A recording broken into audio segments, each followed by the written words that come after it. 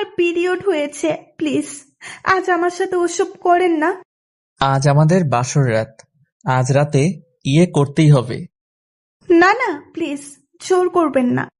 Period অবস্থায় বিয়ের সাজে বসে আছে ১৩ বছরের ছোট্ট বালিকা নাইমা। হঠাৎ করেই তার পিরিয়ড শুরু হয়ে গেল। নাইমা পিরিয়ডের অসহ্য যন্ত্রণায় পেটে হাত দিয়ে কাতরাতে থাকে। নাইমার চোখ থেকে অঝরে পানি পড়ছে। মেয়েটা কাউকে কিছু বলতেও পারছে না। নাইমা এমন অবস্থা দেখে তার মা শিউলি বেগম এগিয়ে আসে। শিউলি বেগম নাইমার মাথায় হাত রেখে বলল, মা, কি হয়েছে তোর? নাইমার সামনে সবাই বসে আছে, তাই নাইমা কোনো উত্তর না দিয়ে তার ঠোঁট দিয়ে নিচের ঠোঁট চাপ দিয়ে ব্যথা সহ্য করার চেষ্টা করে। ব্যাপারটা শিউলি বেগম কিছুটা বুঝতে পারে। সে নাইমাকে নিয়ে অন্য ঘরে চলে যায়। ঘরে নিয়ে শিউলি বেগম নাইমাকে বলল, কিরে, তোর কি কিছু হয়েছে নাকি? তখন নাইমা বলল, মা, আমার পিরিয়ড শুরু হয়েছে, পেটে অসহ্য ব্যথা করছে, আমি এইভাবে বিয়ে করতে পারবো না, তুমি একটু বোঝার চেষ্টা করো। শিউলি বেগম বুঝতে পারে ব্যাপারটা, কিন্তু তার তো কিছুই করার নেই। সে চাইলেও বিয়েটা ভেঙে দিতে পারে না। হঠাৎ করে শোনা যায় বর এসেছে। বর এসেছে কথাটা শুনে নাইমা আঁতকে উঠল। তার মনের ভিতর ভয় ঢুকে গেল। নাইমা কান্না করতে করতে তার মাকে বলল, মা, তুমি বিয়েটা ভেঙে দাও প্লিজ, আমি এই অবস্থায় বিয়ে করতে পারবো না। তখনই ঘরে চলে আসে নাইমার বাবা মিজান সাহেব। মিজান সাহেব ঘরে এসে দেখে নাইমা কান্না করছে। তখন মিজান সাহেব নাইমার দিকে এগিয়ে আসে আর বলতে থাকে, মারে, মেয়েদের আসল ঠিকানা হলো তার শ্বশুর বাড়ি। সব মেয়েদের এটা মেনে নিতে হয়।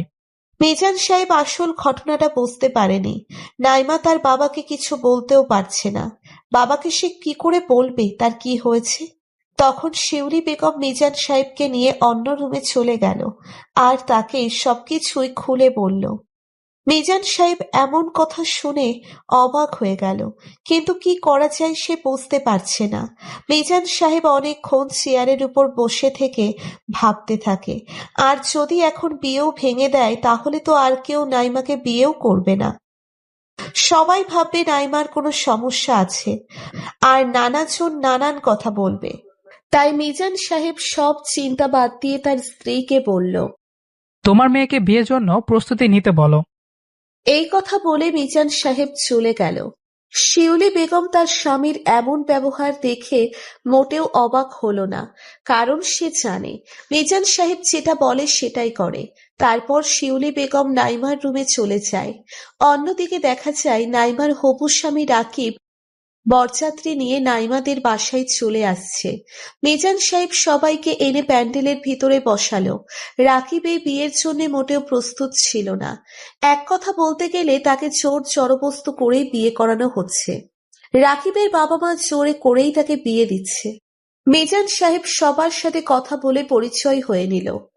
এইদিকে নাইমার মা তার রুমে এসে দেখে নাইমা বসে আছে। নাইমা তার মাকে দেখে বলল, মা, বাবা কি বললো, বিয়েটা কি ভেঙে দিয়েছেন? না মা, তোর বাবাকে তো চিনিস, তিনি এক কথার মানুষ। যা কিছু হয়ে যাক, তিনি তার কথা নড়চড় হতে দেবে না। মা, তোমার কেন এত তাড়াতাড়ি আমার বিয়েটা দিতে চাইছো? আমি কি তোমাদের কাছে অনেক বোঝা হয়ে গিয়েছি? আমার তো এখন পড়াশোনা করার বয়স, আমি এই বয়সে কিভাবে এই সংসার সামলাবো? বাবাকে বলো না বিয়েটা ভেঙে দিতে, আমি এই বিয়ে করতে চাই না মা। আবার এইদিকে আমার এই অবস্থা, আমি কিভাবে এইসব অন্য একটা লোককে বলবো? মা, তুমি কিছু একটা করো প্লিজ। আমি আর কি বা করতে পারি? চিন্তা করিস না, সব ঠিক হয়ে যাবে। মা, একটা কাজ করো, আমাকে তোমরা গলা টিপে মেরে ফেলো। আমার আর এসব ভালো লাগছে না। আমি বুঝতে পারছি তোমরা আমাকে তাড়াতে চাইছো, তাই না? আমি বিয়ের পরে কিভাবে একটা অচেনা মানুষকে এসব বলবো? তার উপর ওনার পুরো অধিকার আছে আমার উপর, যদিও আমারও আছে তার প্রতি, তবুও সে যদি চায় আমি কি না করতে পারবো। সে তো আর একটা মেয়ের এই অসহ্যনীয় যন্ত্রণার কথাটা বুঝতে পারবে না। সে তো নিজের ক্ষুধাটা নিবারণ করবে। এতে যে আমার জীবনটা পেরিয়ে যাওয়ার মতো অবস্থা হয়ে যাবে মা। এমনিতেই আমার বয়স অনেক কম, আমি কিভাবে এত কিছু সামলে নেব? হঠাৎ করে শিউলি বেগমকে ডাক দিলেন তার স্বামী। সে উঠে চলে গেল। একা একা রুমের মধ্যে বসে থাকে নাইমা। মেয়েটা অঝরে কান্না করতে থাকে। নাইমা বুঝে গিয়েছে তার এই বিয়ে আর আটকানো সম্ভব না। তাকে এই অল্প বয়সী স্বামীর সংসার করতে হবে। শিউলি বেগম মিজান সাহেবের কাছে গিয়ে বলল, মেয়েটা অনেক কান্নাকাটি করছে। এমনিতে মেয়েটির বয়স অনেক কম, আবার এখন এই অবস্থা। কিছু করার নেই, বরপক্ষ চলে আসছে, কাউকে কোনো কিছু বুঝতে দেওয়া যাবে না। মেয়েকে রেডি করে নিয়ে আসো তাড়াতাড়ি। বরপক্ষ অপেক্ষা করে বসে আছে, সময় নষ্ট করে লাভ নেই। যাও, নাইমাকে নিয়ে আসো। এই কথা বলতে বলে মিজান সাহেব চলে গেলেন। কিছুক্ষণ পরে নাইমাকে নিয়ে প্যান্ডেলের ভিতরে চলে আসলো। নাইমাকে খুব সুন্দর করে সাজানো হয়েছে। ছোট্ট মেয়েটাকে অসাধারণ সুন্দরী লাগছে। নাইমাকে এনে রাকিবের পাশে বসানো হলো। পিরিয়ডের অসহ্য যন্ত্রণা সহ্য করে বসে আছে। একটু পর পর পেটে হাত দিচ্ছে নাইমা। তারপর ইসলামিক নিয়মে তাদের বিয়ে হয়ে গেল। বিয়ের সব কাজ শেষ করে এখন কনে বিদায় করার সময় হয়ে গিয়েছে। নাইমা তা মাকে জড়িয়ে ধরে কান্না করতে থাকে। শিউলি বেগম তার মেয়েকে সান্ত্বনা দিয়ে বলল, মা, কান্না করিস না, আমাদের কথা মনে পড়লে চলে আসিস। এটাই তো নিয়ম। সব মেয়েদের বিয়ের পর আসল ঠিকানা হলো তার স্বামীর বাড়ি। আমিও তো আগে অন্য বাড়ির মেয়ে ছিলাম। দেখবি কিছুদিন পরে সব ঠিক হয়ে যাবে। তারপর মিজান সাহেব নাইমাকে রাকিবের হাতে তুলে দিয়ে বলল, বাবা, নাইমা আমার একমাত্র মেয়ে, তুমি ওকে দেখে রেখো। এই কথা বলতে বলতে মিজান সাহেবের চোখ দিয়ে পানি পড়তে শুরু করলো। নাইমা তার বাবাকে জড়িয়ে ধরে কান্না করতে থাকে। কিছুক্ষণ পরে নাইমাকে নিয়ে তার শ্বশুর বাড়ির দিকে রওনা দিল। 30 মিনিটের মধ্যে রাকিবের বাড়িতে পৌঁছে গেল। দেখতে দেখতে রাত হয়ে গেল। গাড়ি রাত 12টা ছুঁই ছুঁই, কিন্তু রাকিব এখনো বাসর ঘরে আসেনি। একটা রুমের মধ্যে একা একা বসে আছে নাইমা। প্রায় 1 ঘন্টা পার হয়ে গেল নাইমাকে বাসর ঘরে এনে বসিয়ে রেখেছে, কিন্তু রাকিবের আসার কোনো নাম নেই। এইদিকে নাইমার মনে ভিতরে অজানা ভয় আর পিরিয়ডের অসহ্য যন্ত্রণা নিয়ে বসে আছে। শরীরটাও ভালো লাগছে না। মনে এতটা আশঙ্কা থাকতো না যদি না শরীরটা ভালো থাকতো। আতঙ্কটা ক্ষণে ক্ষণে বেড়েই চলেছে। অচেনা একজন মানুষ, তার উপর ওনার পুরো অধিকার আছে আমার উপর। সে যদি চাই আমি কি না করতে পারবো। সে তো আর একটা মেয়ের এই অসহ্যনীয় যন্ত্রণার কথাটা বুঝতে পারবে না। সে তো নিজের ক্ষুধাটা নিবারণ করবে। এতে যে আমার জীবনটা বেরিয়ে যাওয়ার মতো অবস্থা হয়ে যাবে। এসব ভাবতেই নাইমার ভয় যেন বেড়েই যাচ্ছে। হঠাৎ করে কারোর আসার শব্দ শুনে বুঝতে আর বাকি রইল না রাকিব আসছে। দরজার শব্দ শুনেই নাইমার বুকের ভিতর কেঁপে উঠল। ভয়ে তার পুরো শরীর কাঁপতে থাকে। অবশেষে সব অপেক্ষার অবসান ঘটিয়ে বাসর ঘরে প্রবেশ করল রাকিব। বধূর সাজে 13 বছরের ছোট্ট বালিকাটি মাথায় বড় একটি ঘোমটা দিয়ে বসে আছে।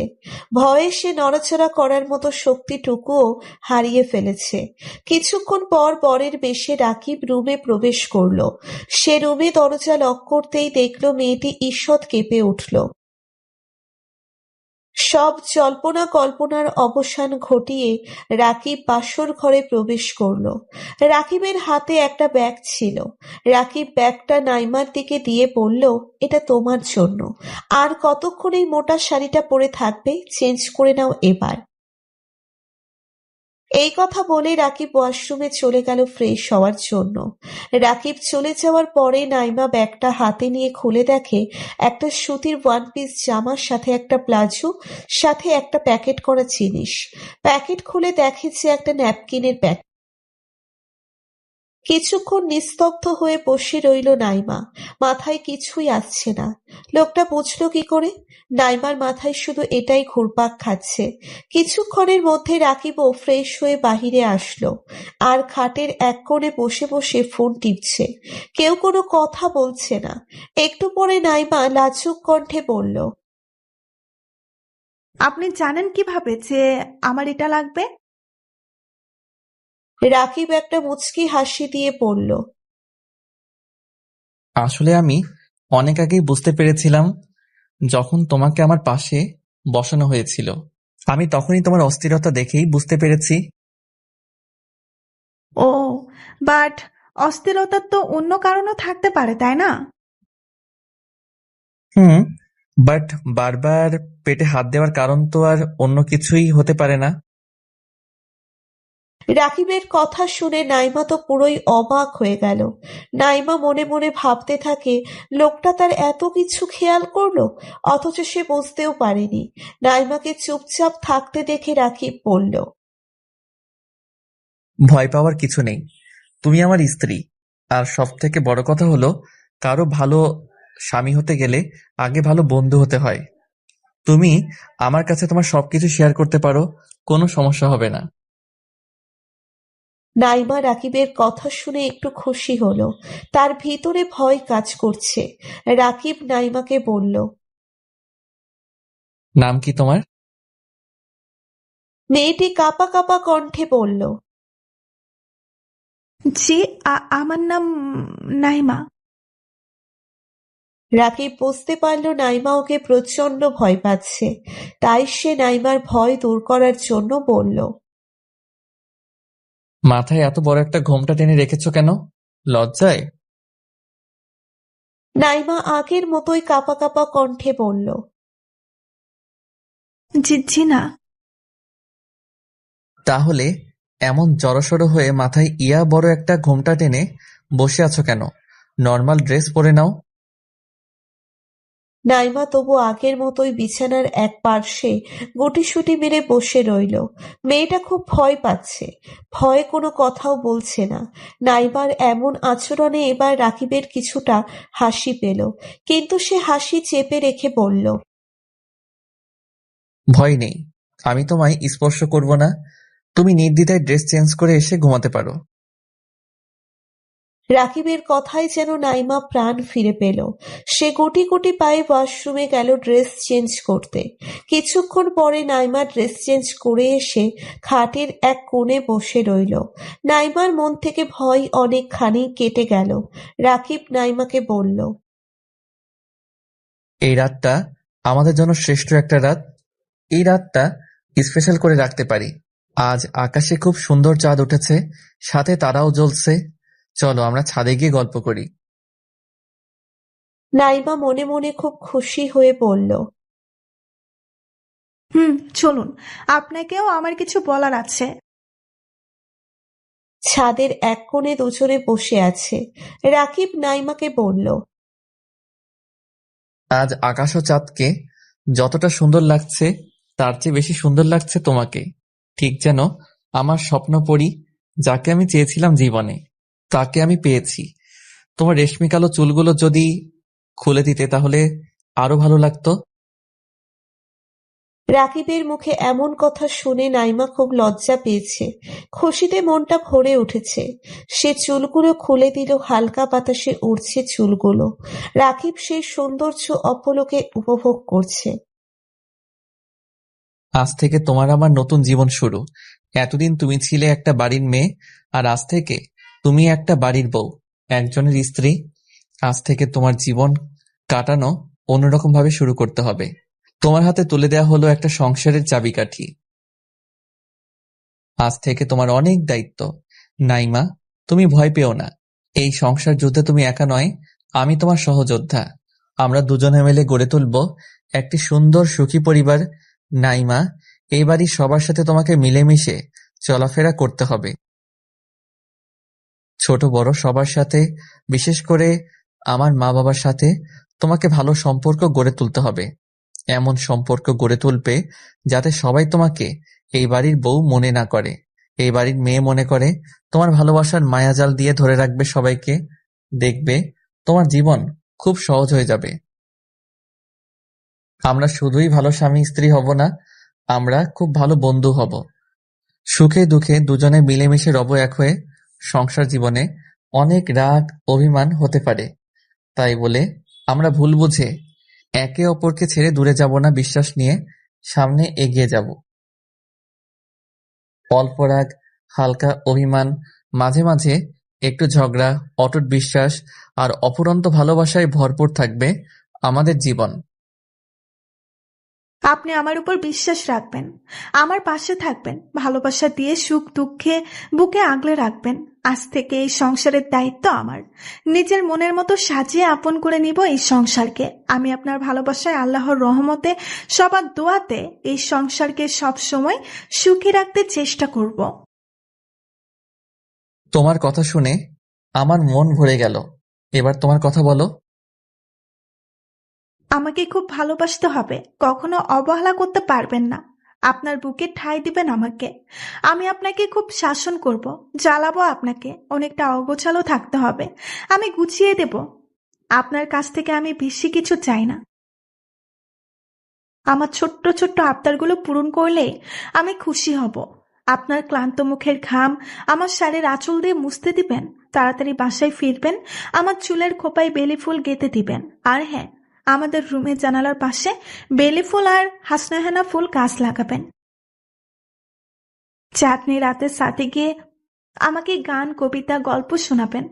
মনে রাখবেন, নীল রং আমার খুব প্রিয়।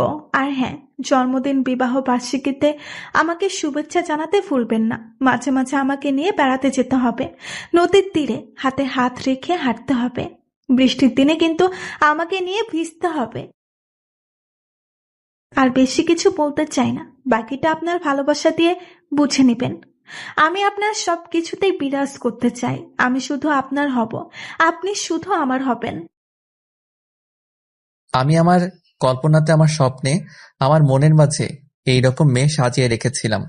তুমি সেই আমার স্বপ্নের রাজকুমারী, আমার সুখের বৃষ্টি, আমার বাহুডোরে বুকের মাঝে সারা জীবন শুধু তুমি রবে। আপনি আমার স্বপ্ন পুরুষ, যাকে নিয়ে আমি স্বপ্ন সাজিয়েছি। আপনার তরে নিজেকে মেলে দিতে চাই। রাকিব নাইমার কপালে চুম্বন এঁকে দিয়ে বুকে জড়িয়ে নিল। একে অপরকে খুব শক্ত করে ধরে আছে। কিছুক্ষণ পরে দুজনেই ঘুমিয়ে পড়ে।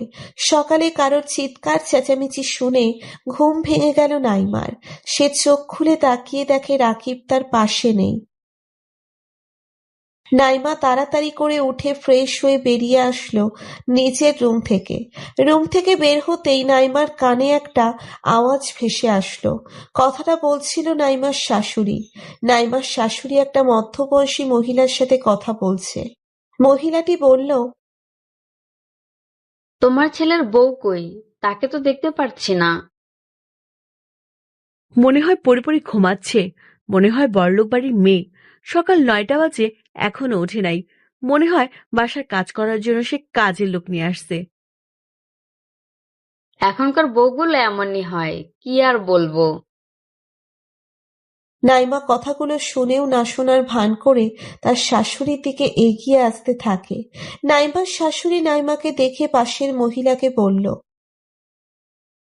আইতেছে নবাবের বেটি। মুখ ভেঙচি দিয়ে কথাটা বলল। তারপর নাইমাও ওনাদের সামনে এসে সালাম দিল। তারপর তারা কিছুক্ষণ কথা বলল। মহিলাটা নাইমাকে বলল, নতুন বউ এত লেট করে ঘুম থেকে ওঠা ঠিক না। উনি এমন আরো কিছু কথা বলে চলে গেল। নাইমার শাশুড়ি সালমা বেগম মোটেও তেমন একটা ভালো না। সালমা বেগম নাইমাকে বলল, আমার জন্য একটু চা করে নিয়ে আসো তো বৌমা। নাইমা চা বানাতে চলে গেল রান্নাঘরে, কিন্তু কোথায় কি রাখা আছে সে কিছুই জানে না। এই বাড়িতে আজ নাইমার প্রথম দিন। কোথায় কি আছে তার পক্ষে এসব জানার কথাও না। তারপরেও সে খুঁজতে থাকে। এসব খুঁজতে খুঁজতে একটা সময় নাইমার হাতের সাথে ধাক্কা খেয়ে একটা চায়ের কাপ পড়ে ভেঙে যায়। নাইমা মনে মনে অনেক ভয় পেয়ে গেল। সালমা বেগম কিছু পড়ে ভেঙে যাওয়ার শব্দ শুনে তাড়াতাড়ি করে রান্নাঘরে ছুটে আসেন, আর এসে দেখে এই অবস্থা। এইদিকে নাইমা অনেক ভয় পেয়ে আছে। সালমা বেগম বলল, কিভাবে ভেঙে গেল এটা? মা, আমি খেয়াল করিনি, আমার হাতের সাথে লেগে কাপটা পড়ে ভেঙে গেল। প্রথম দিন এই অবস্থা, বাকি দিন কি করবে আল্লাহই ভালো জানে। ঠিকঠাক ভাবে কি কাজ করতে পারো না? সামান্য একটু চা বানাতে বললাম, এর জন্য এত কিছু? নাইমা মাথা নিচু করে দাঁড়িয়ে আছে। সালমা বেগম নাইমাকে আরো অনেক কথা বলে চলে গেল। একটু পরে নাইমা নিচের রুমে গিয়ে মন খারাপ করে বসে থাকে। অনেকক্ষণ পরে রাকিব বাসায় ফিরে আসে। রাকিব বাসায় এসে দেখে নাইমা মন খারাপ করে বসে আছে। রাকিব নাইমার পাশে বসে নাইমাকে জিজ্ঞেস করলো, কি হয়েছে তোমার? মন খারাপ কেন? কই মন খারাপ, ঠিক আছে আমি। আপনি ঘুম থেকে কখন উঠলেন? আমি তো সকাল 7টায় ঘুম থেকে উঠে গিয়েছি। কেন, কি হয়েছে? কিছু হয়নি, আপনি আমাকে ডাকেন নাই কেন? আসলে অনেক রাতে ঘুমালে, তাই ভাবলাম আরো কিছুক্ষণ ঘুমাও, তাই আর ডাক দিলাম না। আচ্ছা, আমি ফ্রেশ হব। আর হ্যাঁ, আমরা বিকালে ঘুরতে যাব, ঠিক আছে? রাকিবের মুখে ঘুরতে যাওয়ার কথা শুনে অনেক খুশি হয়ে গেল নাইমা। ফ্রেশ হয়ে রাকিব বের হয়ে আসলো ওয়াশরুম থেকে। তারপর রাকিব নাইমার পাশে এসে বসে বলল, এখানে তোমার কোনো সমস্যা হচ্ছে? না। তুমি মুখে না বললেও আমি বুঝতে পারছি। আর এটা কোনো ব্যাপার না। এক জায়গা থেকে আর একটা নতুন জায়গায় আসলে একটু অসুবিধা হতেই পারে। তবে তোমাকে সবকিছুর সাথে খাপ খাইয়ে নিতে হবে। দেখবে কিছুদিন পরে সব ঠিক হয়ে যাবে। নাইমা কিছু না বলে চুপচাপ হয়ে গেল। নাইমার মুখে কোনো কথা নেই। রাকিব বলল, এমন মনমরা হয়ে বসে আছো কেন? এমনি। আচ্ছা, একটা প্রশ্ন ছিল। কি প্রশ্ন? আপনি কি বিয়ের আগে আমার ব্যাপারে সব খোঁজ খবর নিয়েছিলেন? না, আমি বিয়ের আগে তোমাকে দেখিওনি। কেন? কারণ আমি বিয়ের জন্য প্রস্তুত ছিলাম না। আর আমি বিয়ে করতে রাজিও ছিলাম না, তাই এত কিছু দেখি নাই। মা বাবা জোর করে আমাকে বিয়ের জন্য রাজি করিয়েছে, তাই তাদের ইচ্ছেতেই আমি বিয়ে করার জন্য রাজি হলাম। পরে তোমাকে প্রথমবার দেখেই আমি মনে মনে অনেক খুশি হলাম। খুশি হলেন কেন? কারণ আমি যেমন মেয়ে চেয়েছিলাম তুমি ঠিক তেমনই। তোমাকে প্রথম দেখেই ভালো লেগে যায়। তবে তুমি সত্যি সবার থেকে অনেক আলাদা। তোমার বয়স কম হলেও তোমার কথায় চলাফেরায় ম্যাচুরিটি একটা ভাব আছে। তোমার কথা শুনলে কেউ বলবে না তোমার বয়স এত কম। তোমাকে নিয়ে আমি আমার জীবন আলোকিত করতে চাই। আমাদের এই সংসার আমাদের সাজাতে হবে। অনেকক্ষণ দুজনে মিলে অনেক কথা বলতে থাকে। রাকিবের কথা শুনে নাইমা রাকিবের প্রতি দুর্বল হয়ে পড়ছে। তারা নিজেদের মধ্যে কথা শেষ করে রাকিব বাহিরে চলে গেল। নাইমা নিজের রুমে বসে রইল। সালমা বেগম নাইমার রুমে এসে দেখে সে রুমের ভিতরে শুয়ে আছে। নাইমা তার শাশুড়িকে দেখে তাড়াহুড়ো করে উঠে বসে গেল। সালমা বেগম নাইমাকে বলল, সারাদিন শুয়ে থাকলে তো হবে না, বাসায় অনেক কাজ আছে, ওইগুলো তো করতে হবে। হুম, আমি আসছি মা। আর একটা কথা, কি কথা মা? তুমি সারাক্ষণ রাকিবের পাশে পড়ে থেকো না, তার সাথে সময় কম কাটানোর চেষ্টা করবে। সারাক্ষণ রুমের ভিতরে বসে থাকবে না, আর রাকিবের সাথে যত পারো কম সময় কাটাবে। সালমা বেগম একজন শাশুড়ি হয়ে ছেলের বউকে কিভাবে এসব বলতে পারে? অনি এমন একটা মানুষ, তার মুখে কোনো কিছুই আটকায় না। আর মনে হচ্ছে রাকিবের সাথে নাইমাকে সালমা বেগম সহ্য করতে পারছে না। না হলে নিজের ছেলের বউকে কেউ কিভাবে এসব বলতে পারে? সালমা বেগমের কথা শুনে নাইমা নিশ্চুপ হয়ে আছে। একে তো নতুন বউ, সেই জন্য কিছু বলতেও পারছে না। সবকিছুই মাথা নিচু করে মেনে নিচ্ছে। এই ঘটনার পরে দেখতে দেখতে বিকেল হয়ে আসলো। তখন রাকিব নাইমাকে বলল, রেডি হয়ে নাও, আমরা বের হব। না হলে আমাদের ফিরতে ফিরতে অনেক রাত হয়ে যাবে। আমি যাব না, আমার ভালো লাগছে না, আপনি যেতে পারেন। কেন, কি হয়েছে তোমার?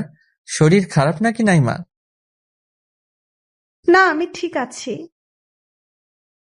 তাহলে যাবে না বলছো কেন? তখন তো বললে যাবে। আমার মনে হচ্ছে তোমার শরীর খারাপ দেখি আমি। এই কথা বলে রাকিব নাইমার কপাল হাত দিবে এমন সময় নাইমা রাকিবের হাত এক ঝটকা দিয়ে সরিয়ে দিল। রাকিব অবাক হয়ে তাকিয়ে রইল নাইমার দিকে। নাইমা বলল, আমাকে স্পর্শ করবেন না। আমাকে স্পর্শ করার অধিকার আমি আপনাকে দেইনি এখনো। ভুল করেও আমাকে স্পর্শ করতে আসবেন না। আমাদের কাগজে কলমে বিয়ে হলেও আমি আপনাকে মন থেকে স্বামী হিসেবে এখনো মেনে নেইনি। আশা করি আমার থেকে দূরে থাকার চেষ্টা করবেন। নাইমার কথা শুনে অবাক হয়ে তাকিয়ে আছে রাকিব। তার মুখ থেকে কোনো কথা বের হচ্ছে না, আর সে বুঝতেও পারছে না নাইমা তার সাথে এমন ব্যবহার করছে কেন। হঠাৎ নাইমার এমন ব্যবহার দেখে অবাক হয়ে গেল রাকিব। রাকিব বুঝতে পারছে না হঠাৎ করে কি এমন হলো যে নাইমা এমন ব্যবহার করছে। সকালে তো সবকিছু ঠিকঠাক ছিল, তাহলে হঠাৎ করে এমন করছে কেন? আমি কি কোনো ভুল করেছি, নাকি এমন কিছু বলছি যার জন্য সে রাগ করেছে? কিন্তু এসব কোনো কিছুই তো করেনি রাকিব। তাহলে এসবের কারণ কি? রাকিব নাইমকে কি হয়েছে তোমার, আমাকে বলবে একটু প্লিজ? কি হবে আমার? কিছুই হয়নি। তুমি আমার সাথে যাবে বলে আমি সবকিছু ঠিক করে আসলাম, হঠাৎ করে না করে দিলে কিভাবে হবে? হয়তো তোমার মন খারাপ, তাই এমন করছো আমার সাথে। চলো, দেখবে মন ভালো হয়ে গেছে। রাকিব নাইমাকে অনেক বুঝিয়ে অবশেষে রাজি করিয়ে নিল। এ সময় কোথায় যাচ্ছিস তোরা? মা, নাইমাকে নিয়ে একটু বের হলাম, আর কিছু শপিং করতে হবে। সালমা বেগম মুখে একটা হাসি নিয়ে পড়ল। ঠিক আছে, যা, সাবধানে যেও। তারপর নাইমা আর রাকিব বের হয়ে গেল। তারা বের হওয়ার সাথে সাথে সালমা বেগমের মুখের হাসিটা গায়েব হয়ে গেল। রাকিব নাইমাকে নিয়ে ঘুরতে যাওয়াটা ভালোভাবে মেনে নিতে পারেনি। সালমা বেগম তাদের দুজনকে একসাথে দেখতেই পারে না। রেগে মেগে তারপর তিনি তার রুমে চলে গেল। অন্যদিকে রাকিব আর নাইমা রিকশার জন্য অপেক্ষা করে দাঁড়িয়ে রইল। অনেকক্ষণ হয়ে গেল, কিন্তু রিকশা এখনো তারা পাচ্ছে না। তখন নাইমা বলল, চলেন, এইভাবে দাঁড়িয়ে না থেকে আমরা হাঁটা শুরু করি। হাঁটার মধ্যে রিক্সা পেলে আমরা উঠে যাব। নাইমার কথা শুনে দুজনেই হাঁটা শুরু করে দিল। হাঁটতে হাঁটতে রাকিব বলল, আচ্ছা, তোমার পছন্দের খাবার কি? নাইমা বলল, আমার সব থেকে পছন্দের খাবার হলো ফুচকা। ফুচকা আমার অনেক বেশি ভালো লাগে। ও। হাঁটতে হাঁটতে একটা রিকশা দেখতে পায় তারা। তারপর দুজনেই রিকশায় উঠে বসে। রিকশা একটা শপিং মলের সামনে গিয়ে থামে। রিকশা ভাড়া মিটিয়ে তারা শপিং মলের ভিতরে চলে যায়। তারপর নাইমার জন্য কিছু শপিং করে তারা একটা রেস্টুরেন্টে গিয়ে বসে। তাদের নিজেদের মতো খাবার সার্ভ করে। তারপর তাদের সামনে তাদের খাবার চলে আসে। তবে নাইমার মন এখনো খারাপ। সালমা বেগমের বলা কথাগুলো নাইমার মনে পড়ছে। সেগুলো মনে করতেই নাইমা চুপচাপ হয়ে গেল। খাবার সামনে রেখেও খাবার খাচ্ছে না। তবে নাইমার মন এখনো খারাপ। সালমা বেগমের বলা কথাগুলো নাইমার মনে পড়ছে। সেগুলো মনে করতেই নাইমা চুপচাপ হয়ে গেল। খাবার সামনে রেখেও খাবার খাচ্ছে না। রাকিব নাইমাকে দেখে বুঝতে পারে নাইমা কোনো কিছু নিয়ে চিন্তিত। তখন রাকিব বলল, নাইমা, তুমি খাবার খাচ্ছ না কেন? খাবার তো ঠান্ডা হয়ে যাচ্ছে। রাকিবের বলা কথা নাইমার কান অবধি যায়নি, যেহেতু অন্যমনস্ক হয়ে সালমা বেগমের কথা ভাবছে। রাকিব এইবার একটু জোরেই কথা বলল। তখন নাইমা বলল,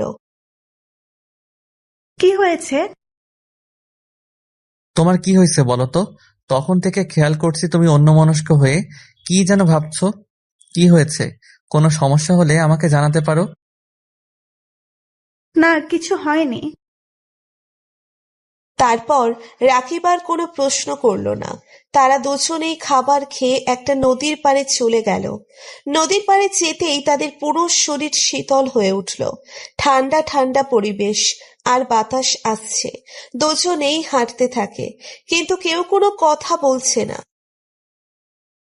নদীর পাড়ে এসে নাইমার মন কিছুটা ভালো হয়ে গেল। রাকিব নাইমার দিকে তাকাতেই দেখে বাতাসের সাথে নাইমার চুলও হাওয়ায় ভাসছে। খুব সুন্দর লাগছে নাইমাকে। হঠাৎ করে নাইমা একটা ফুচকার দোকান দেখে নিজের অজান্তেই এই প্রথম সে রাকিবের হাত ধরে ফেলল। নাইমার হাতের ছোঁয়ায় রাকিব শিউরে ওঠে। নাইমা ব্যাপারটা বুঝতে পারে, আর সে রাকিবের হাত ছেড়ে দিয়ে সরি বলে এক দৌড়ে চলে গেল ফুচকার দোকানের দিকে। আর এইদিকে বেচারা রাকিব তার হাতের দিকে তাকিয়ে আছে। নাইমা একা একা ফুচকা খাচ্ছে, খেতে খেতে 2 প্লেট খাইছে। তাও সে রাকিবকে জিজ্ঞেস করলো না সে খাবে কিনা। তারপর খাওয়া দাওয়া শেষ করে তারা বাসায় চলে গেল। বাসায় গিয়ে ফ্রেশ হয়ে রাকিব বাসা থেকে বের হয়ে চলে গেল। একটু পরে সালমা বেগম নাইমার রুমে আসে। সালমা বেগমকে দেখেই নাইমা খাটের ওপর থেকে নেমে দাঁড়িয়ে গেল। নাইমা বলল, মা, কিছু লাগবে নাকি? কিছু লাগবে না। তোমাকে আমি কি বলেছিলাম ভুলে গেলে? তোমাকে না বলছি রাকিবের সাথে কম মিশতে? জি, আমি ওনার সাথে যেতে চাইনি, উনি আমাকে জোর করেই নিয়ে গিয়েছে। সব বুঝি আমি। তুমি না চাইলে রাকিব কোনোভাবেই নিতে পারে না।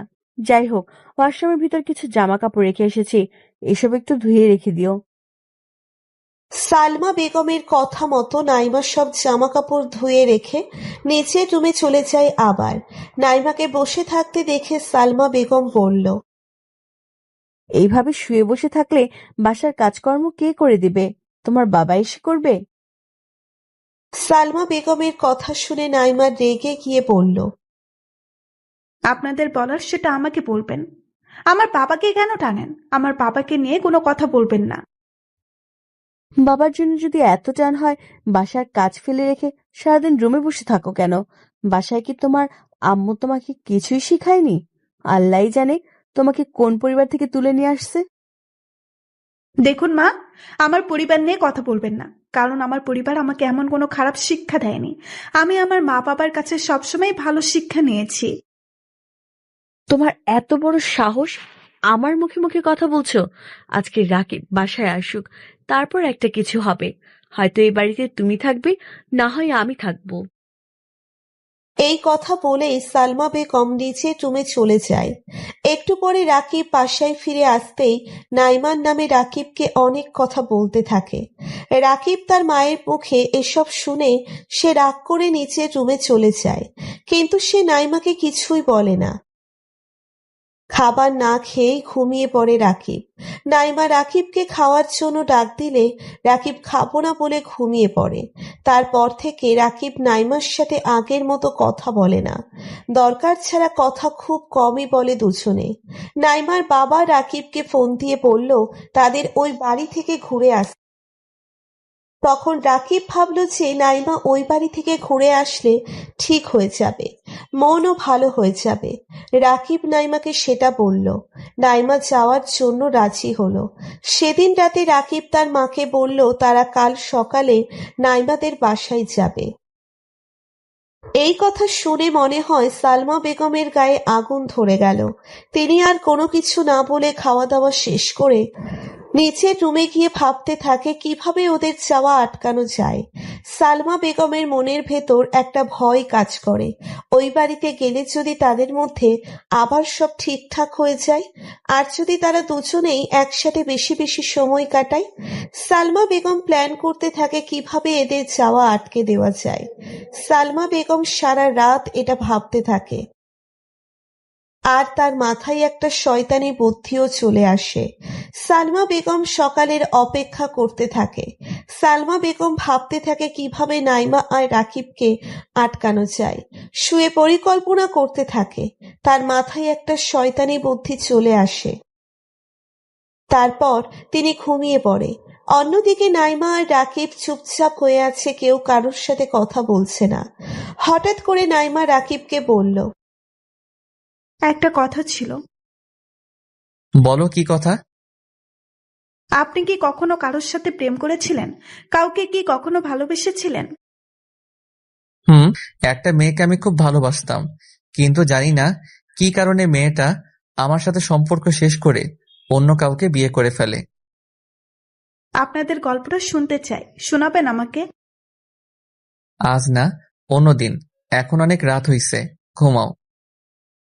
আমার ঘুম আসছে না, আপনার গল্প শুনবো, শোনান প্লিজ। ওকে, তাহলে শোনো। তারপর রাকিব নাইমাকে তার অতীতের ঘটনা বলতে শুরু করে। আমি অনেক আগে থেকে একটা মেয়েকে পছন্দ করতাম। মেয়েটা দেখতে অনেক সুন্দরী ছিল। আমি সবসময় মেয়েটার দিকে তাকিয়ে থাকতাম, কিন্তু মেয়েটাকে বলার মতো সাহস পেতাম না। আমি মেয়েটার পিছনে ঘুরঘুর করতাম। মেয়েটাকে সবসময় আমি ফলো করতাম। একদিন হুট করে মেয়েটাকে প্রপোজ করে ফেললাম। মেয়েটাও রাজি হয়ে গেল। আমাদের রিলেশন খুব ভালোই চলছিল। মেয়েটাও আমাকে অনেক ভালোবাসতো। খুব ভালোভাবে আমাদের দিন কেটে যাচ্ছিল। আর আমি এইদিকে আমাদের দুজনের পড়াশোনা শেষ। আমি চাকরির জন্য অনেক জায়গায় ইন্টারভিউ দিতে থাকি। এইদিকে আমাদের রিলেশনের 1 বছর কেটে যায়।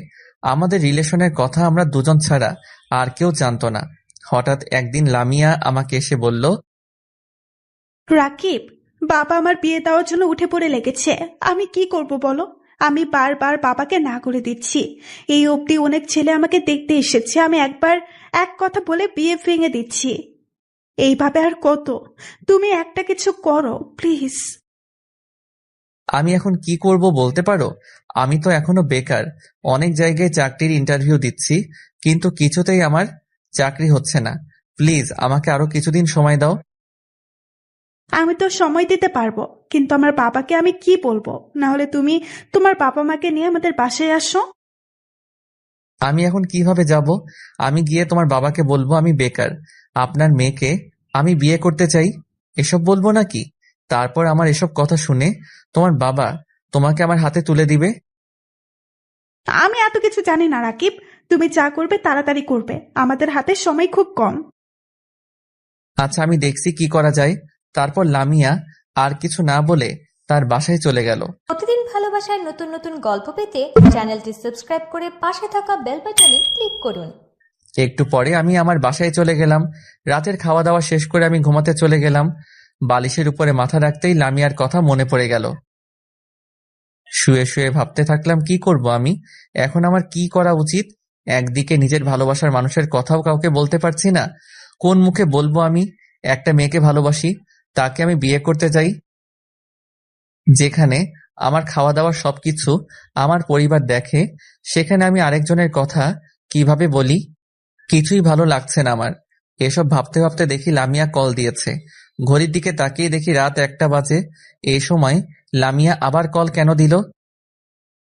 এসব ভাবতেই কল কেটে গেল। আবার কল দিল লামিয়া। আমি আর দেরি না করে কল রিসিভ করলাম।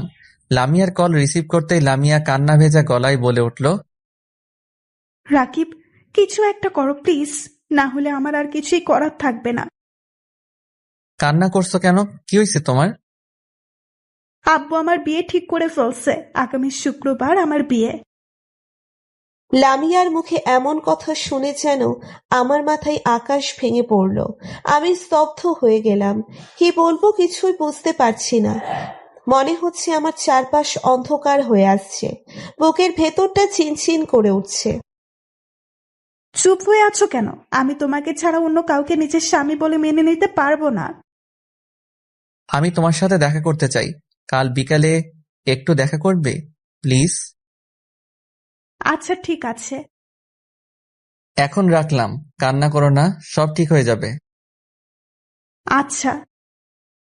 তারপর ফোন রেখে দিলাম। আমার চোখের পানি টলমল করছে। আমি কি করব কিছুই বুঝতে পারছি না। এতদিন চেষ্টা করার পরেও আমি একটা চাকরি জোগাড় করতে পারিনি। আমার ভাগ্যটা এত খারাপ হবে ভাবিনি আমি। ঘুমানোর চেষ্টা করেও ঘুমাতে পারছি না। কিছুতেই চোখে ঘুম আসছে না। লামিয়ার মুখটা বারবার ভেসে উঠছে। রাতটা কিভাবে কেটে গেল বুঝতে পারিনি। পরের দিন লামিয়ার সাথে দেখা করতে চলে গেলাম। দেখি লামিয়া আমার আগে এসে বসে আছে। লামিয়াকে দেখে আমার খুব খারাপ লেগে উঠল। মেয়েটির চোখ পুরো ফুলে আছে। দেখে বোঝা যাচ্ছে মেয়েটা সারা রাত কান্না করে কাটিয়ে দিয়েছে। লামিয়ার কাছে যেতেই লামিয়া আমাকে শক্ত করে জড়িয়ে ধরে কান্না করে দিল।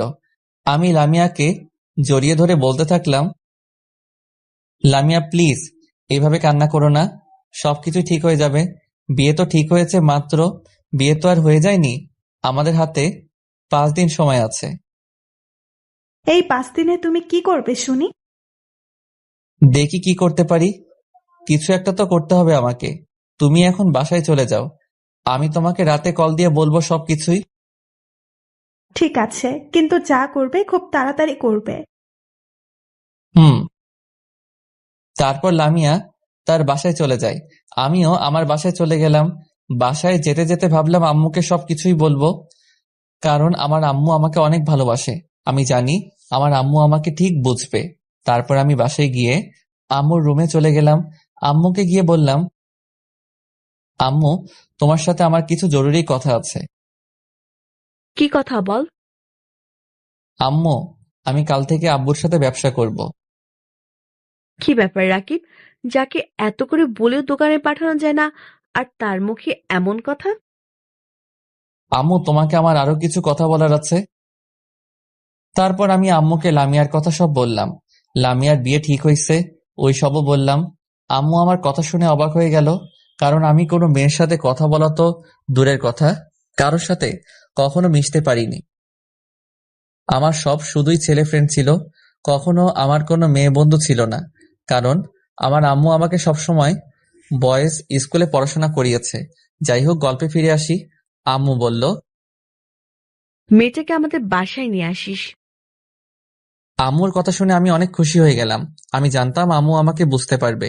রাতে লামিয়াকে কথাটা বললাম, লামিয়াও অনেক খুশি হয়ে গেল। বুঝতে পারিনি এটাই আমার জীবনের শেষ খুশি।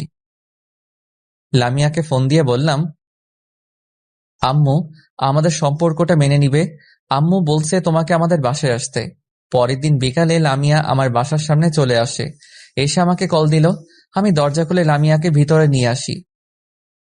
রাকিব, আমার খুব ভয় করছে তোমার আম্মুর সামনে যেতে। আরে ভয় কিসের? আমার আম্মু অনেক ভালো মনের মানুষ, আর আমাকে অনেক ভালোবাসে। তোমাকে দেখলে আম্মু অনেক খুশি হয়ে যাবে। তারপর আমি লামিয়াকে নিয়ে আম্মুর কাছে চলে গেলাম। আম্মু লামিয়াকে দেখে খুশি হলো। লামিয়া আম্মুর কাছে গিয়ে আম্মুকে সালাম করলো। লামিয়ার ব্যাপারে আম্মু অনেক কিছু জিজ্ঞেস করলো। অনেকক্ষণ কথা বলার পরে আমি আম্মুকে বললাম, আম্মু তোমরা কথা বলো, আমি গিয়ে নাস্তা বানিয়ে নিয়ে আসি। এই কথা বলে আমি নাস্তা রেডি করতে চলে গেলাম। আম্মু আমাকে যেতে দিচ্ছিল না, তাও আমি গেলাম, কারণ আমি চাইছিলাম তারা একটু আলাদাভাবে কথা বলুক। সবকিছু ঠিকঠাক করতে আমার প্রায় 20 মিনিটের মতো সময় লেগে গেল। এর মাঝে আমার একটা বন্ধু আমাকে কলও দিল, ওর সাথেও কথা বললাম। তারপর আমাদের 3 জনের জন্য নাস্তা নিয়ে এসে দেখি লামিয়া নেই। আমি আম্মুকে জিজ্ঞেস করলাম, আম্মু লামিয়া কোথায় গেল? লামিয়া তো ওর বাসায় চলে গেছে। কি? কেন চলে গেছে? জানি না, ও আমাকে বলল ওর বাসা থেকে নাকি কল আসছে, তাই জরুরিভাবে চলে গেল। আমি বলেছিলাম তোর সাথে দেখা করে যেতে, কিন্তু ও আমার কথা না শুনেই চলে গেছে। আচ্ছা ঠিক আছে, আমি দেখছি কি হয়েছে। তারপর আমি নিজের রুমে গিয়ে আমার ফোনটা বের করে লামিয়াকে কল দিলাম, কিন্তু ওর ফোন অফ। বারবার কল দিতে থাকি, তাও ফোন অফ দেখায়। বুঝতে পারলাম না ওর কি এমন হলো যে ফোন অফ করে রাখলো। নিজের মনকে অনেকভাবে সান্ত্বনা দিতে থাকি, হয়তো ফোনের চার্জ শেষ তাই অফ হয়ে গিয়েছে। তাও বারবার কল দিয়েই যাচ্ছি। রাতে খাওয়া দাওয়া শেষ করে এসে আবার কল দিলাম, এখনো ফোন অফ। খুব চিন্তা লাগছে, কি হয়েছে ওর? এইভাবে কেটে গেল অনেক দিন, এখনো লামিয়ার ফোন অফ। আমি যেন পাগলের মতো হয়ে যাচ্ছি। এইভাবে 15 দিন পার হয়ে যায়। একদিন আমি রাস্তা দিয়ে হেঁটে যাচ্ছিলাম, তখন হঠাৎ করে লামিয়াকে দেখি একটা ছেলের সাথে। আমি তাড়াতাড়ি করে লামিয়ার কাছে চলে গেলাম, আর লামিয়াকে শক্ত করে জড়িয়ে ধরে বললাম, লামিয়া তুমি এতদিন কোথায় ছিলে? তোমার ফোন অফ, তোমার সাথে কোনোভাবে যোগাযোগ করতে পারছিলাম না। লামিয়া নিজেকে আমার থেকে সরিয়ে নিয়ে বলল, দেখুন, আমি এখন বিবাহিত, আমাকে স্পর্শ করার অধিকার আপনার নেই। আমি এখন একজনের স্ত্রী। লামিয়ার কথা শুনে আমি চমকে উঠলাম। আমি লামিয়াকে বললাম, এসব তুমি কি বলছো লামিয়া? আমি বিশ্বাস করি না, তুমি আমার সাথে এমনটা করতে পারো না। আমি তোমাকে অনেক ভালোবাসি। আমি লামিয়ার 2 গালে হাত দিয়ে বললাম, লামিয়া বলো এসব মিথ্যা প্লিজ। লামিয়া আমার হাত সরিয়ে দিয়ে বলল, কোনো কিছুই মিথ্যা না, আমি সত্যিই বিবাহিতা, আর আমাকে পারলে ক্ষমা করে দিন। ভালো থেকো রাকিব, আমার সাথে আর কোনো যোগাযোগ করার চেষ্টা করবে না। আমি আসি। এই কথা বলে লামিয়া চলে গেল। তারপর থেকে লামিয়ার সাথে আমার আর কোনো যোগাযোগ হলো না। আমি আজও জানতে পারিনি কেন লামিয়া আমার সাথে এমন করলো। রাকিব নাইমার কাছে কথাগুলো বলতে বলতে তার চোখ দিয়ে পানি বের হতে শুরু করলো। রাকিবের এমন অবস্থা দেখে নাইমার রাকিবের জন্য মায়া লেগে গেল। নাইমা নিশ্চুপ হয়ে রাকিবের সব কথা শুনল। নাইমা রাকিবকে কি বলে সান্ত্বনা দিবে সে বুঝতে পারছে না। নাইমা কিছুটা বুঝতে পারে যে হয়তো তার শাশুড়ি এটার সাথে জড়িত আছে, কারণ নাইমা এই কদিনে ঠিকই বুঝতে পেরেছে মহিলাটি কেমন। তারপর তারা দুজনেই ঘুমিয়ে পড়ে। সকালে ঘুম থেকে উঠে তারা ফ্রেশ হয়ে নাইমার বাবার বাড়িতে যাওয়ার জন্য রেডি হয়ে নেয়। তারপর দুজনেই সালমা বেগমের রুমে চলে যায়। রুমে গিয়ে দেখে সালমা বেগম খাটের উপরে শুয়ে আছে। সালমা বেগমকে খাটের উপরে শুয়ে থাকতে দেখে রাকিব তাড়াতাড়ি তার মায়ের কাছে গিয়ে জিজ্ঞেস করলো, আম্মু, কি হয়েছে তোমার? এই সময় শুয়ে আছো? সালমা বেগম কাতর কণ্ঠে বলল, বাবা, আমার শরীরটা ভালো না। পা স্লিপ করে ওয়াশরুমের ভিতরে পড়ে মাজায় খুব ব্যথা পেয়েছি, হাঁটতেও পারছি না। কিভাবে এমন হলো তোমার? দাঁড়াও, আমি ডাক্তারকে কল দিচ্ছি। না বাবা, আমি ওষুধ খেয়ে নিয়েছি, তুই চিন্তা করিস না। তুই যা, বোমাকে নিয়ে ঘুরে আয়। না, তোমাকে এই অবস্থায় একা রেখে আমি যেতে পারবো না। এখন তোমার পাশে আমাদের থাকার প্রয়োজন আছে। আমার কিছু হবে না বাবা, তুই যা, সমস্যা নাই। না, আগে তুমি সুস্থ হও, তারপর আমি যাব, এর আগে না। নাইমা সালমা বেগমের নাটকটা বুঝতে পেরেছে, তাও সে চুপচাপ হয়ে আছে, কিছুই বলছে না। রাকিবকে বোকা পেয়ে যা বোঝাচ্ছে তাই সে বুঝে নিচ্ছে। এইদিকে সালমা বেগমের এসব নাটক দেখে নাইমার রাগের শরীর চলতে থাকে। তারপরেও নাইমা নিজেকে কন্ট্রোল করে সালমা বেগমের কাছে এসে বলল, মা, আমরা এখন কোথাও যাব না, আপনি সুস্থ হয়ে নিন, তারপর অন্যদিন না হয় যাব। আপনাকেও একা এইভাবে রেখে যাওয়া আমাদের ঠিক হবে না। নাইমা তারপর নিজের রুমে গিয়ে সব চেঞ্জ করে বসে থাকে। রাকিবও একটু পরে নিজের রুমে চলে আসে। রাকিব নাইমার কাছে এসে বলল, মন খারাপ করবে না প্লিজ। মায়ের এই অবস্থায় তাকে একা রেখে যাওয়া আমাদের ঠিক হবে না। মন খারাপ করিনি। আচ্ছা, আপনি থাকেন, আমি মায়ের কাছে যাচ্ছি। রাকিবকে রুমের ভিতরে রেখে নাইমা সালমা বেগমের রুমের দিকে চলে যায়। দরজার সামনে যেতেই দেখে সালমা বেগম খুব খুশি হয়ে আছে, আর সে যে অসুস্থ সেটা মোটেও বোঝা যাচ্ছে না। নাইমা যেটা অনুমান করছে তাহলে সেটাই ঠিক হলো। নাইমা মনে মনে ভাবতে থাকে, অনেক হয়েছে নাটক, আর না। এইবার এই বজ্জাত মহিলাকে শায়েস্তা করতে হবে। নাইমা এসব মনে মনে ভাবতে থাকে। তারপর নাইমা একটু পেছনে এসে জোরে জোরে পায়ের শব্দ করে সালমা বেগমের রুমের দিকে আসতে থাকে, যেন সালমা বেগম বুঝতে পারে কেউ আসছে। সালমা বেগম আবার অসুস্থতার নাটক করে শুয়ে থাকে। নাইমা সালমা বেগমের এসব নাটক আর সহ্য করতে পারছে না। তারপর সে নিজেকে কন্ট্রোল করে রাখে। সালমা বেগমকে বলল। এই কথা শুনে নাইমা মনে মনে বলল, মা, আপনার কি কিছু লাগবে? আমাকে বলুন, আমি এনে দিচ্ছি। না, এখন কিছু লাগবে না, তবে আমার হাত পাও খুব ব্যথা করছে, যদি একটু টিপে দিতে। গলা ব্যথা করছে না? গলা ব্যথা করলে তো গলাও টিপে দিতে পারতাম। কি আর করার। নাইমা সালমা বেগমের হাত পাও টিপতে থাকে। এমন সময় রাকিব এসে দেখে নাইমা তার মায়ের সেবা যত্ন করছে। সালমা বেগম বলল, থাক মা, আর লাগবে না, এখন একটু ভালো লাগছে আমার।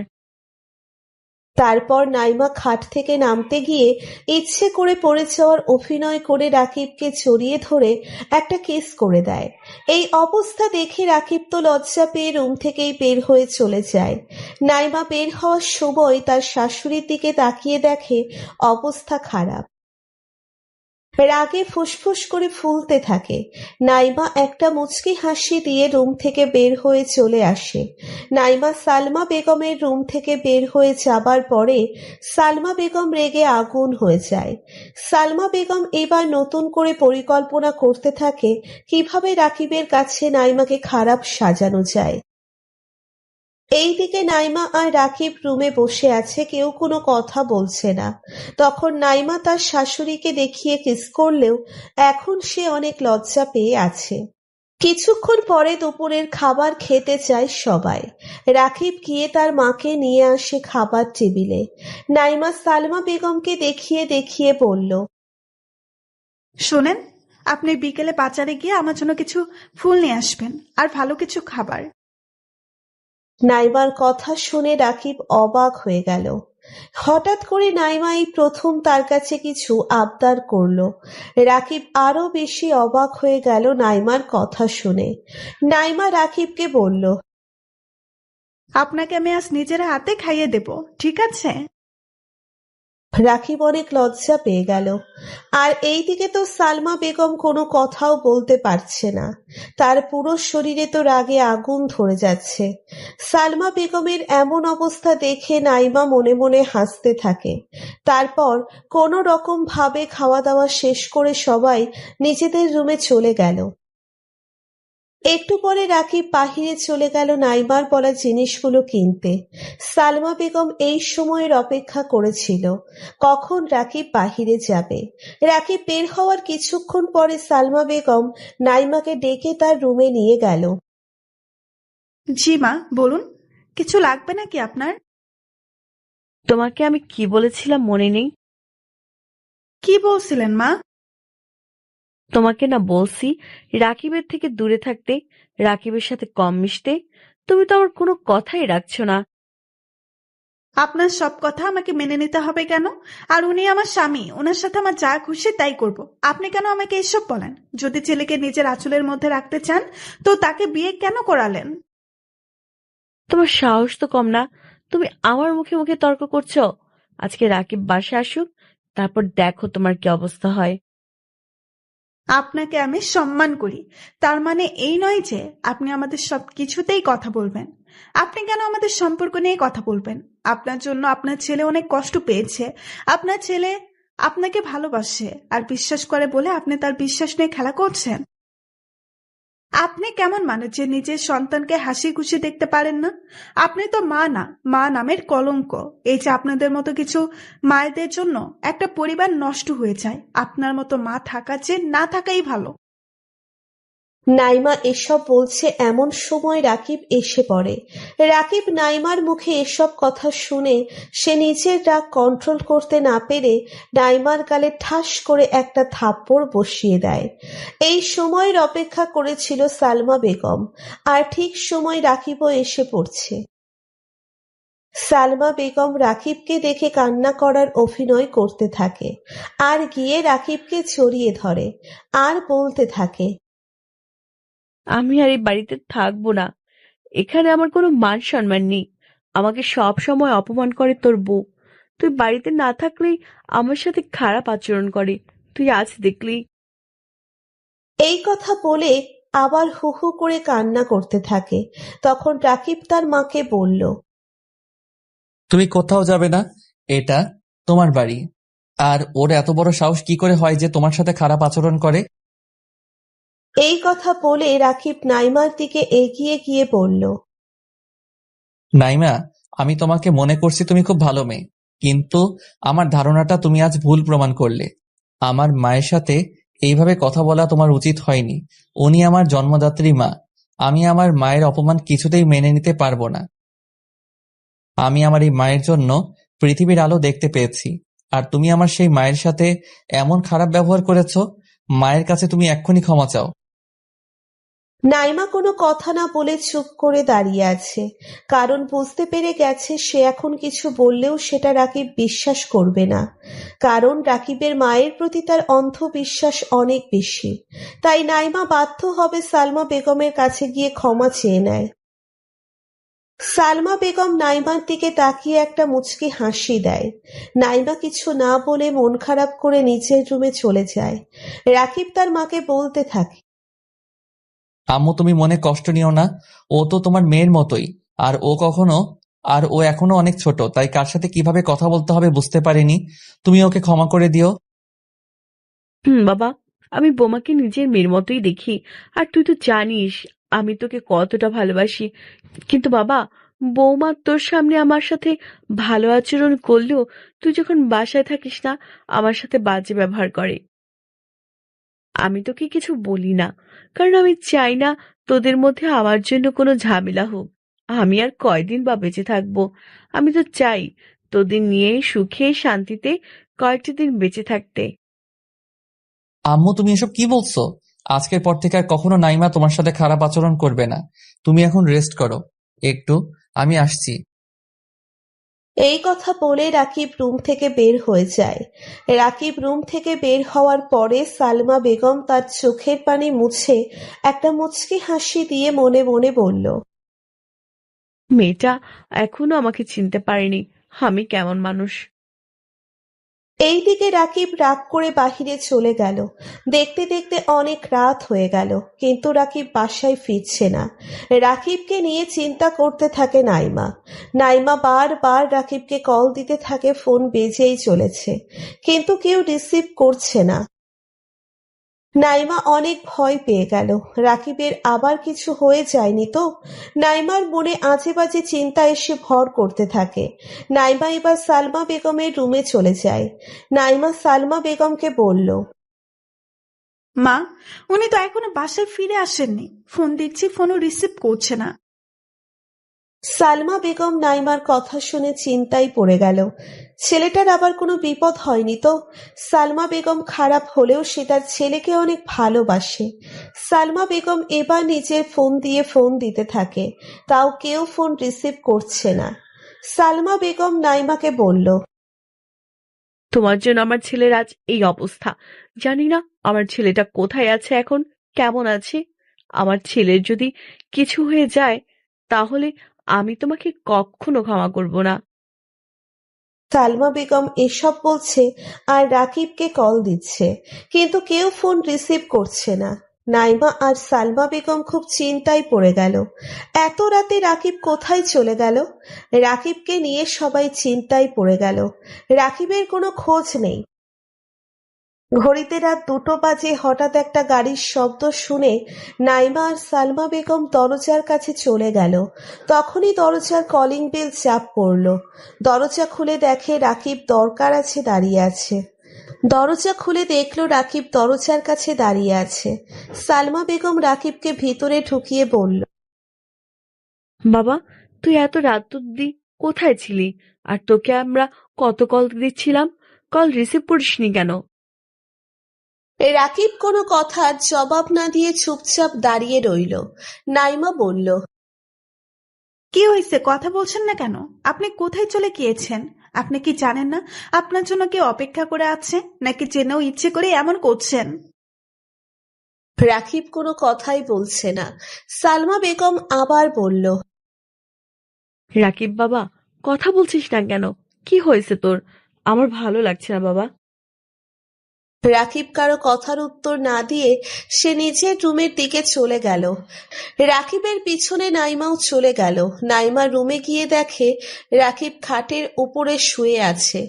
নাইমা রাকিবের কাছে গিয়ে বলল, আপনার কি শরীর খারাপ? কিছু কি হয়েছে আপনার? আমাকে ডিস্টার্ব করবে না, যাও তুমি। আমি একটু একা থাকতে চাই। আপনাকে আমি কিছু প্রশ্ন করেছি, আমার প্রশ্নের উত্তর দিন। কোথায় ছিলেন আপনি এত রাত অবধি?